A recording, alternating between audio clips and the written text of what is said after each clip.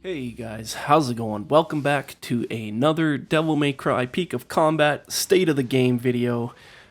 Today we have some great news to talk about. So after a prominent member in the POC community, Jimmy, wrote up a petition on behalf of the community and portrayed our concerns regarding the recent changes to Devilbringer and pretty much explained how things affected the community as a whole, the perception of the company and the game, but most importantly, how it felt like a breach of trust. And therefore, many users in the community felt compelled and agreed to sign the petition, including myself. But I made sure not to give out my user ID because little weirdos like Nathardic like to say some stupid shit and then threaten people with refunds on gems they gifted out during community held events. So just be cautious with who you give your ID out to. You can log in to the Devil May Cry Peak of Combat shop using someone's ID. So if you purchase gems with someone's ID, I'm not really sure, but I'm pretty sure if you refund those gems, it could induce a ban because you're not allowed to refund your gems. So I don't know how that works. I haven't gotten any kind of confirmation from Nebula Joy stating if people gifting you gems using your ID are allowed to even refund them, and if they do, if it's going to induce a ban. So just tread lightly. Keep your ID, private if possible. It's just safer to not let it, be in public eye.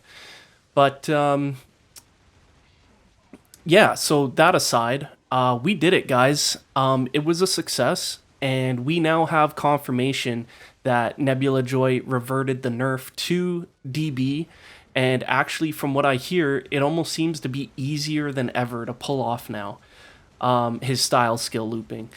I will definitely make another guide video on that, just to show, how things have changed. From what I hear, it's very similar to how EJ does his PJCs, where you don't actually have to have like a second button hold, or like the timing isn't so weird anymore. But yeah, like I said, I'll make another video on that.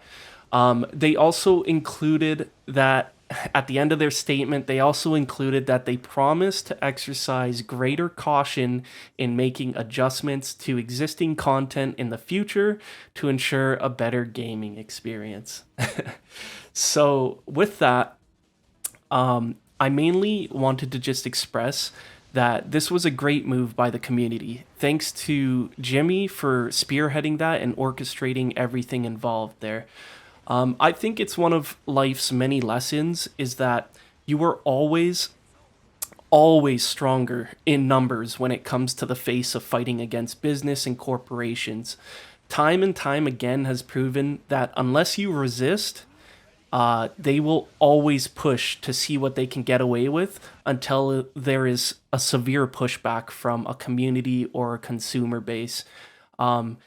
Yeah, it's how norms are created. If there's no pushback and businesses just keep trying to get away with more and more, it's just a snowball effect. And then you wonder why 5 years from now something is so shitty. It's because people let companies get away with things without being accountable until it's too late.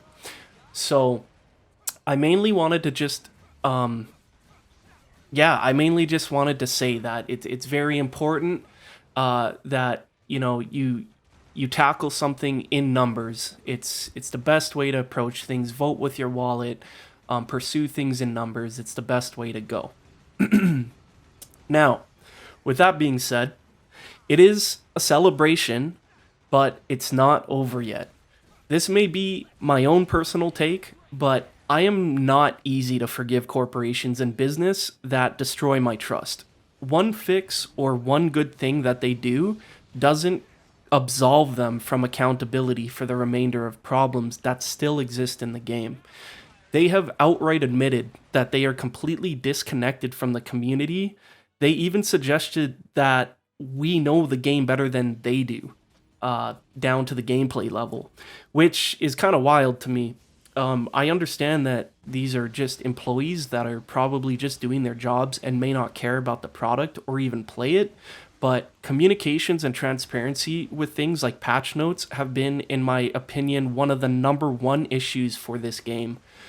But also the countless bugs and glitches that still exist since the beginning of this game that have not been looked at, addressed, fixed, no nothing. We don't even get communication on a roadmap or anything like that to see if there's even plans for it to be fixed.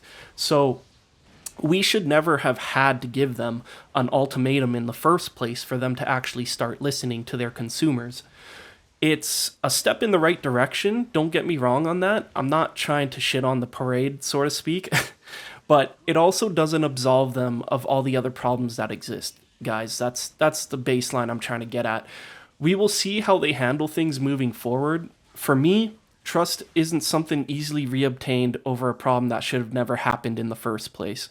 I know some people are going to be indifferent to my take on this, but maybe I've just been around too long to see how shitty businesses really are at their core.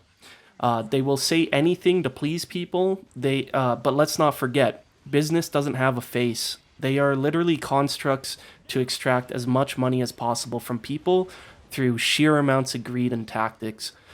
Time will tell if this is a band-aid fix or if they actually intend to start trying harder as a business. With all of that being said, just tread cautiously, guys. Actions do speak louder than words, and we will see what they do moving forward after what they're saying here. So, alright guys, I'm going to keep this one short. That's my ramblings for this video. I am diligently working on getting my GS review video put together, so please continue to be patient with me, guys. I know you want to see more GS content. It's been a really tough one between LS and GS, comparing the two. With the time I've had with both hunters so far, there are some things I like and dislike on both hunters. So it's been tough coming to a conclusion. But I will hopefully have that video for you guys soon. Alright guys, have a good one, and I'll see you in the next video.